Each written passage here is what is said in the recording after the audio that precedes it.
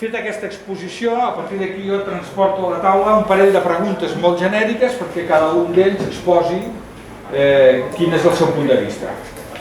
La primera seria: què entenem per consum responsable i de proximitat i al mateix temps com hi podem incidir els ciutadans?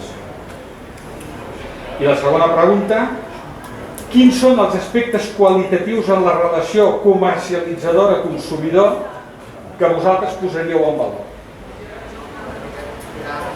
Fetes les preguntes, podeu començar algun de vosaltres.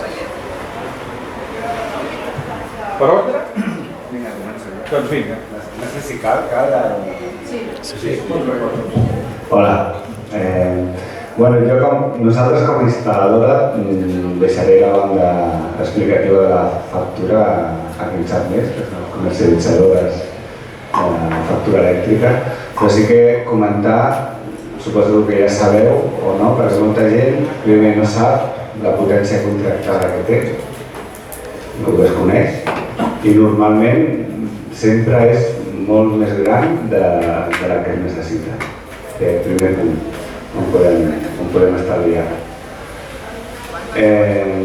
Segon punt, seria recomanable també que poséssim un petit mesurador per poder veure els hàbits de consum que tenim i la simultaneïtat de potències que estem fent ús a la vivenda, perquè aquí segurament farem una educació i podem treure conclusions per tal d'estalviar una miqueta més. També a partir del nou Reial Decret Llei de la transició ecològica, a partir d'ara es podrà rebaixar o ajustar la potència a uns trams molt més fins de 0,1 kW, per tant podrem ajustar la potència que necessitem molt més. I referent a les preguntes que feies, doncs crec que és molt important que estem en cooperatives de consum propis d'aquí, que la ciutadania es faci una mica més responsable també